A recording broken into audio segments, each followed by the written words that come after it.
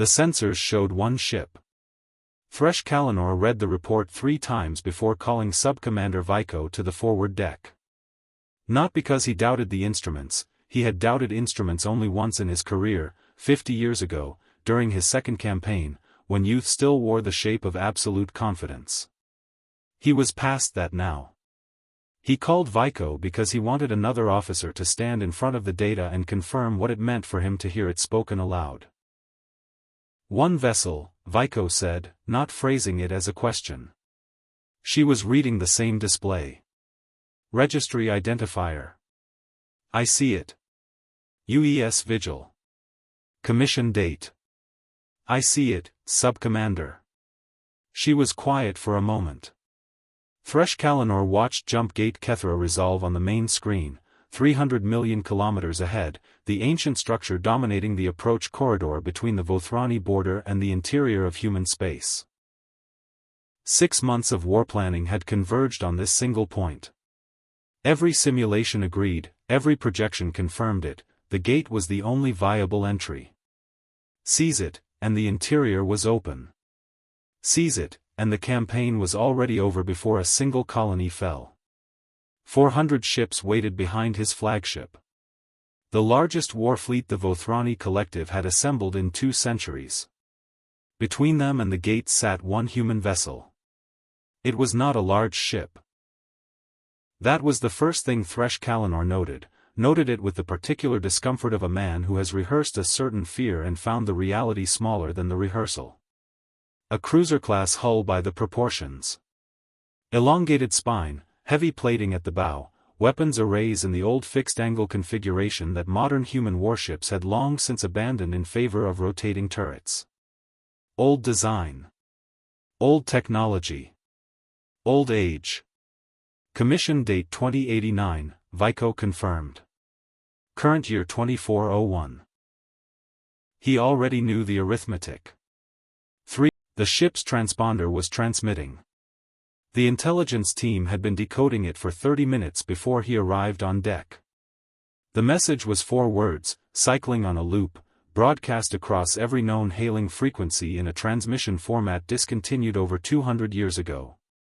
We are still here. Nothing else. No challenge. No threat. No conditions. 4 words, endlessly cycling, as if they had always been broadcasting and always would be. As if the concept of stopping had never been considered. Thresh Kalanor studied the single point of light on his display. The Vigil had not altered course. Had not raised shields, or if it had, the configuration matched no threat profile in any Vothrani sensor library. Had not done anything at all in response to the arrival of 400 warships. It simply sat in the approach corridor. Something tightened in the corridor of his own reasoning. A sensation he recognized as caution and refused to name as anything else. He pressed it down. 7 previous fleets attempted this crossing, he said, speaking to the room. None of them returned. The bridge held 30 officers.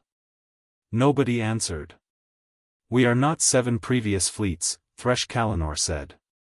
Full approach formation. Battle stations. I want the Vigil scanned, complete hull profile, weapon status, power output, crew count. Everything. Vico moved to her station. At the edge of the bridge, a younger officer looked up from her terminal. Analyst Duan Pratha, assigned to this mission in an intelligence role, her background in pattern recognition and alien behavioral data. She had the expression of someone who had been holding a thought for several hours and had decided she could no longer hold it quietly. First appetite, she said. Before we approach, may I share something with you? After the scan, he said. He had not yet learned to regret that decision. That would come later. The scan results took 40 minutes. In those 40 minutes, Thresh Kalanor reviewed the records of the 7 fleets, documentation compiled over 3 centuries, each file thinner than the last because each fleet had produced fewer survivors than the previous, until the final 2 had produced none at all. Fleet 1, sent 2147. 112 vessels. Reached the approach corridor. Last transmission logged as normal operations. Then silence. Then nothing. Fleet 2, sent 2189. 203 vessels. Same result. Fleet 3, sent 2241. 401 vessels. Same result. The pattern held across all 7 fleets ranging from 100 ships to 600. 3 different species across multiple collective campaigns, each with their own strategic reasons for needing passage through Kethra. All of them gone. No wreckage found. No debris fields. No energy signatures indicating any battle had occurred. No bodies recovered. The approach corridor simply swallowed them, and then it was empty again, and the vigil remained exactly where it had been. The vigil had been present for all 7 crossings. Early surveillance drones, sent decades before each fleet as reconnaissance, had photographed the same vessel in the same position every time. The same registry number. The same hull profile. Slowly accumulating damage, slowly repaired, a ship that carried the layered history of 3 centuries the way stone carries the history of water. The scan confirmed it in far greater detail. Hull repair count, said the scanning officer, reading from his station. Logged and documented. 1,419 separate repair events, each dated, each recorded in the ship's external maintenance log. Which is, for reasons unclear to us, publicly accessible to any vessel in range. Publicly accessible, Vico repeated. Yes, Sub-Commander. 18 different captains over the 312-year period. The current commander took command 41 years ago. A pause. Power output, steady. Life support, active. Weapon systems, present and functional by configuration analysis. Currently offline. Offline, Thresh Kalanor said. All weapons offline. No targeting lock detected. No shield configuration consistent with an active combat posture. He sat with that for a moment. Crew complement? 1 confirmed life sign. Human. Single individual, located in the vessel's midsection. The bridge was completely still. 1, said Vico. 1, the scanning officer confirmed. Thresh Kalanor leaned back. In 40 years of campaign experience, he had never encountered a tactical problem that didn't reduce, eventually, to something familiar. There were categories. There were precedents. There were models built from prior encounters that, adjusted for new variables, always produced workable answers. What he could not find, what refused to resolve into anything familiar, was the shape of this. A vessel that had somehow accounted for 7 entire fleets, weapons offline, crewed by 1 person. Hail them, he said. The communications officer sent the signal. Standard Vothrani diplomatic format, identification, fleet composition, statement of intent. The response took 11 minutes. What came through was 4 words. We are still here. Vico turned from her station. First appetite. Analyst Duan Pratha is requesting permission. He looked at the young analyst across the bridge. She had not moved. Speak, he said. I've been reviewing the behavioral record of the vigil across the entire 312-year period, she said, no notes in front of her, speaking from memory. Every probe we have records for. Every surveillance pass. Every intelligence report from vessels that came close enough to gather data before the crossing fleets arrived. And? The ship has never fired a weapon, she said. Not once. Not at any of the 7 fleets. Not at any probe. In 312 years.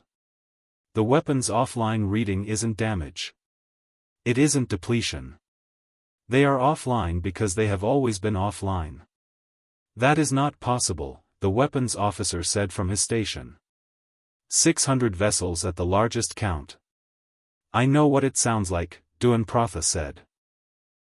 She was calm in the way of someone who has already absorbed the full weight of what she's saying. I've checked the data 4 times. The ship has never fired. Thresh Kalanor looked at her for a long moment. Then what destroyed those fleets? She was quiet for exactly the length of time it takes to decide whether to say something you know won't be immediately believed. I don't think they were destroyed, she said. The maintenance log was what changed everything. Thresh Kalanor had dismissed Duanprotha's theory the moment she offered it, dismissed it with the practiced efficiency of a commander who cannot let his crew watch him consider possibilities that fracture tactical certainty. He told her to prepare a full written analysis. He told Vico to continue approach preparations. He told himself the analyst was young, and pattern recognition could misread absence of data as data. Then the maintenance log finished rendering on his screen. 1,419 repairs. Hull breaches, system failures, microdebris impacts, drive fluctuations, life support degradation events, the full record of a ship aging across 3 centuries in deep space, maintained by skeleton crews who rotated on and off the Vigil according to a schedule. The publicly accessible log documented with the same quiet thoroughness as everything else. Thresh Kalanor scrolled through entries. He scanned dates. He scanned categories. He stopped at entry 1006. Dated 2312. Hull Section 7 Bravo breached by impact from unidentified debris, diameter 0.3 meters. Repaired over 14 days. No casualties. Captain T. Iyer. He moved forward. Entry 1184. Dated 2367. Primary drive coil replaced. Previous coil had operated continuously for 44 years without shutdown. New coil installed. Drive returned to full operation. Captain F. Svensson. Entry 1401. Dated 2398. Life support scrubbers replaced. Crew, 1. Status, healthy. Day 113,160 on station. Continuing. Captain A. Selvam. He read that entry again. Then he pulled every entry with the same signature. Selvam, A. 41 years of log entries, brief, factual, entirely undramatic. Maintenance items. System checks. Occasional observations about the star field. Not the record of a man counting down. Not the record of fear, or isolation, or the particular erosion that came from spending decades alone. It read like someone doing their job. That was the thing that settled into Thresh Kalanor's chest and refused to leave. The absolute unremarkableness of it. A ship in this position for 312 years, maintained by captains who wrote their entries the way a craftsman notes the work completed, not the way a man notes the weight of years accumulating around him. Not one entry asked how long they would have to wait. Not one expressed doubt about the waiting. He called Duanprotha back. The captains, he said. 18 of them across 3 centuries. What do we know about where they came from? Different backgrounds, she said. Different nations from the old Earth system. I cross-referenced with human cultural databases. She paused. The current captain is Tamil. The records before him show Finnish, Mongolian, Yoruba, Kazakh, Maori. She stopped. First appetite, the selection pattern is not random. Every captain in this record comes from a culture with a documented tradition around waiting. Around what humans call the long patience.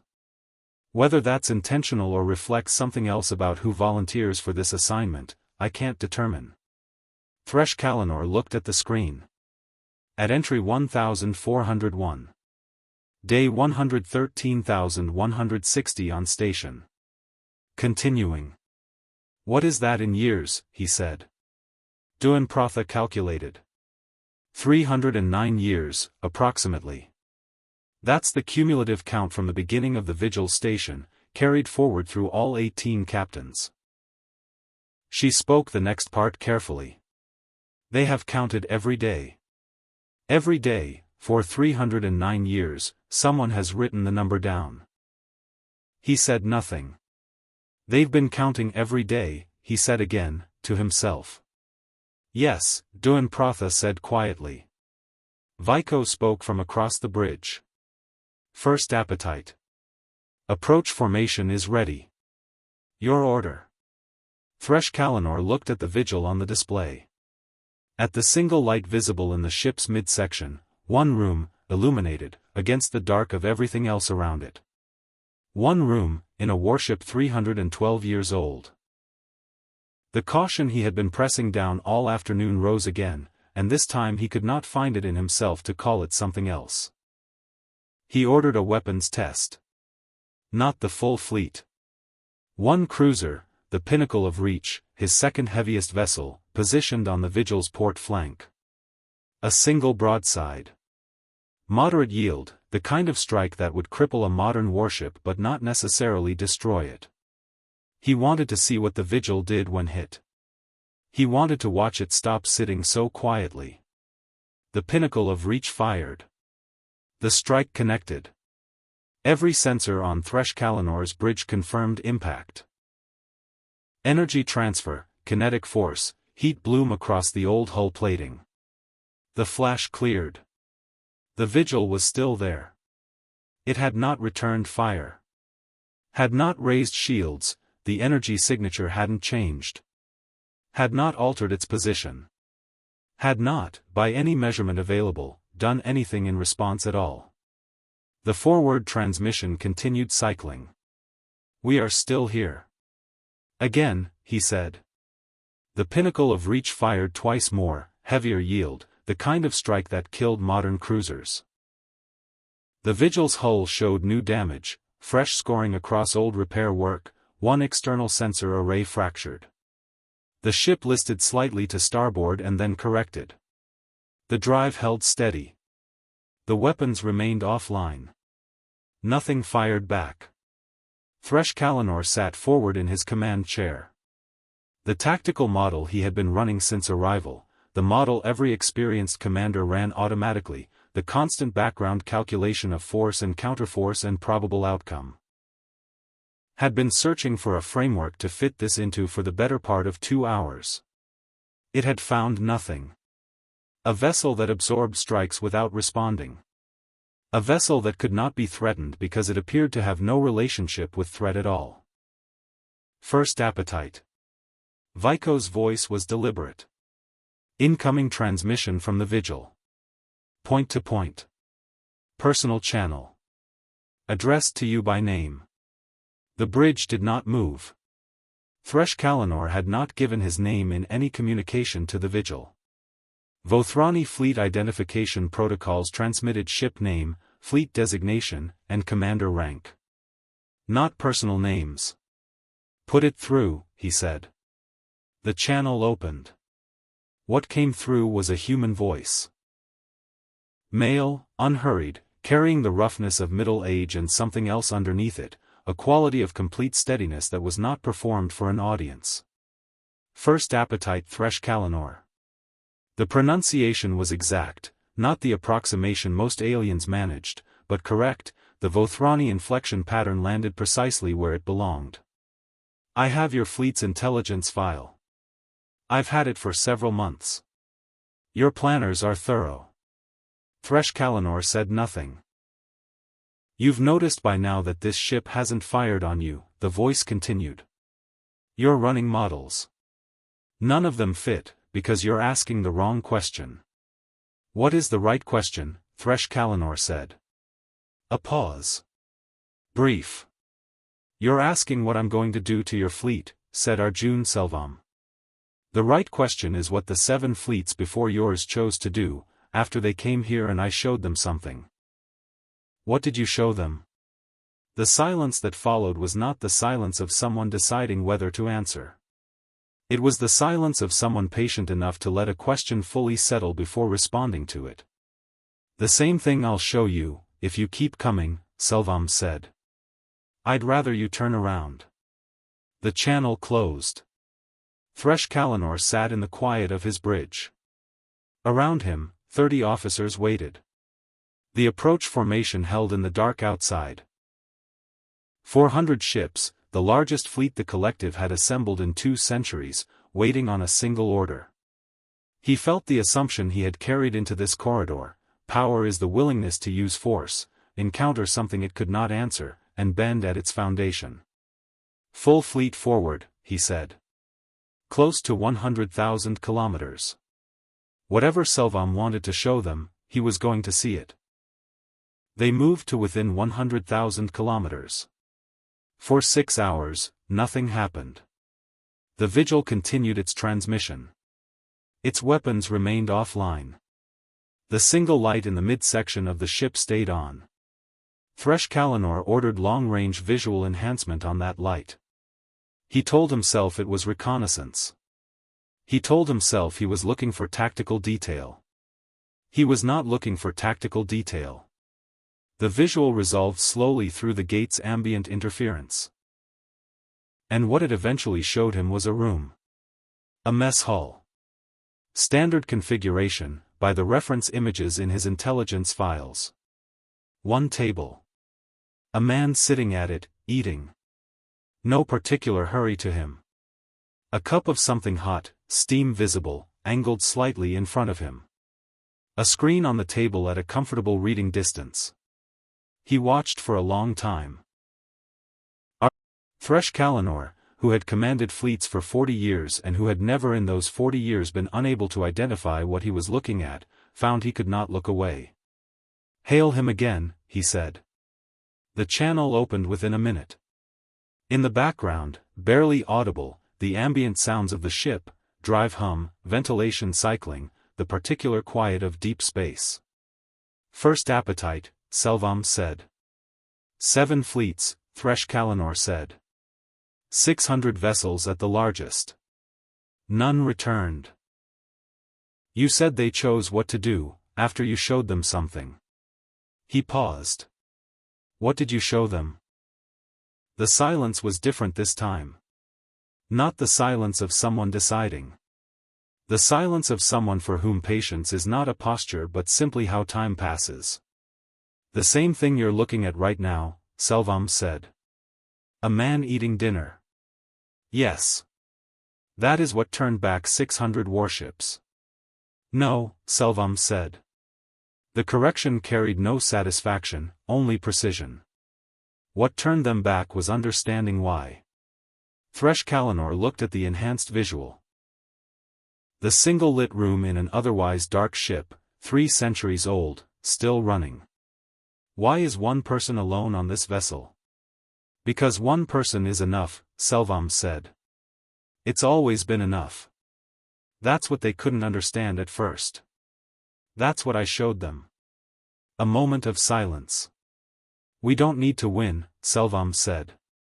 "We need to still be here. There's a difference, first appetite. Your people have spent 300 years asking how to defeat whatever is at this gate. That's the wrong question. You said that before. The right question is why anyone is still here, after 312 years, watching a gate that only matters because your side wants what's behind it." A pause, not for effect, simply the pause of a man who speaks the way he writes log entries. "We don't want anything from you. We've never wanted anything from you. What we need you to understand is the difference between a warship that is here to take something, and a warship that is here because this is simply where it needs to be." "That sounds like philosophy," Thresh Kalanor said. "Not a military position." "Yes," Selvam said. "That's exactly what it sounds like." Thresh Kalanor ordered the assault. Not a test. Not a probe. 400 ships, full formation, converging approach vectors, weapons armed across the entire fleet. He gave the order with the certainty of a commander who has recognized that the discomfort he's been carrying is the same as weakness, that the conversation he'd just had was an attempt to delay and divert. That Selvam was one man on a damaged 3-century-old ship, and the gate was 300 million kilometers behind it, and this ended now. The fleet began to move. The Vigil's external lights changed. Not weapons charging, nothing in the ship's energy signature shifted toward offensive configuration. The change was in the communications array. Every frequency, every band, broadcast simultaneously, but not toward his fleet. Outward. Into the surrounding sectors. Thresh Kalinor's communications officer registered it first. First appetite, the Vigil is broadcasting wideband on all frequencies. Multidirectional. Not aimed at us. It's aimed, he stopped. A second passed. Another. It's broadcasting on the last recorded frequencies of the 7 missing fleets.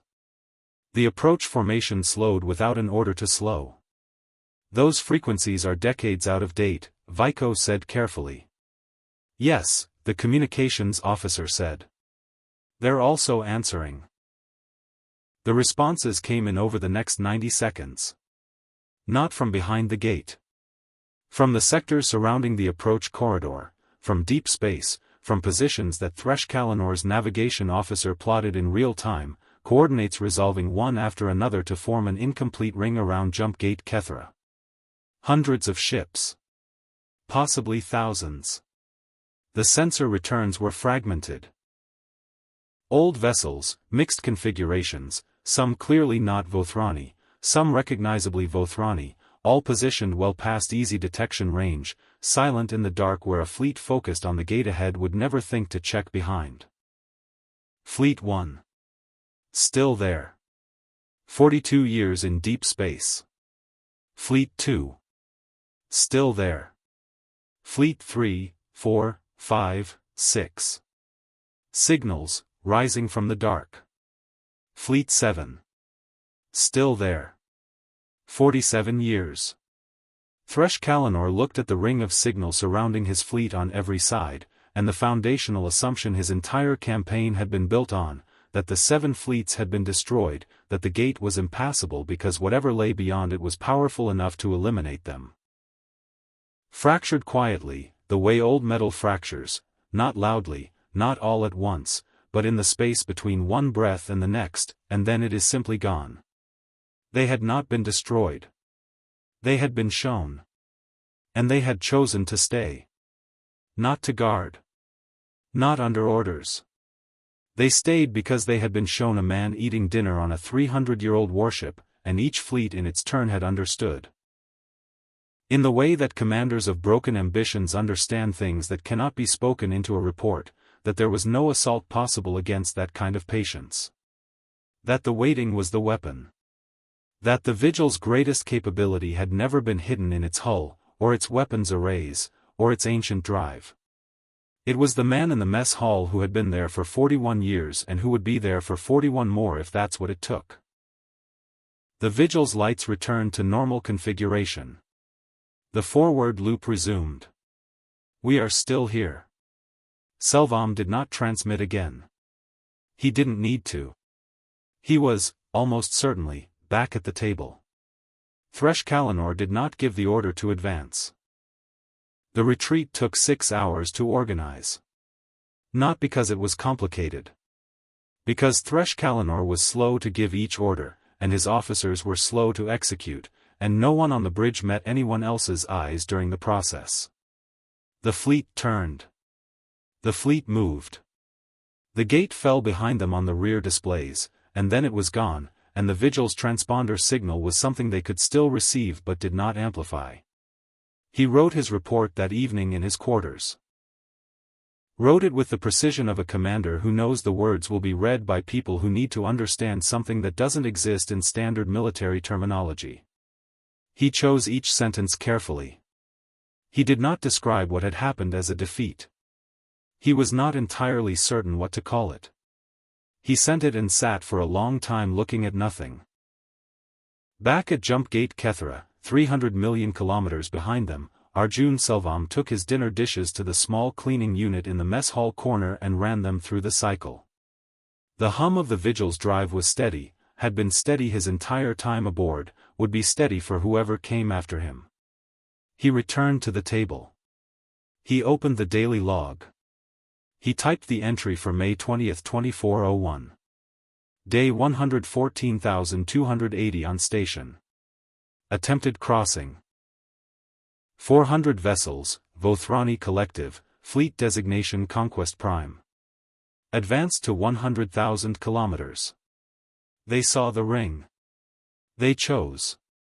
He paused. Then added, as he always did. Day 114,280. Continuing. He set his coffee down. Through the small porthole above the table, the gate structure was visible, ancient, silent, built by no species anyone living could name, a doorway between here and there. He had never been through it. He had never needed to be. That had always been the point. That the door was held not by blocking it, but by being the kind of people willing to sit in front of it indefinitely, without anger, without urgency, without any particular desire to be anywhere else.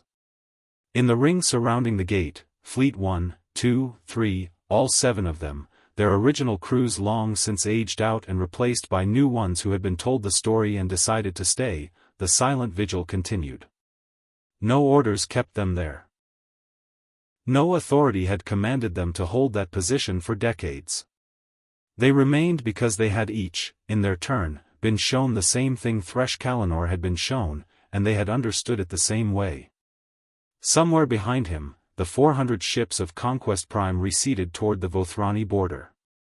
Thresh Kalanor would not file another campaign proposal for Kethera Gate.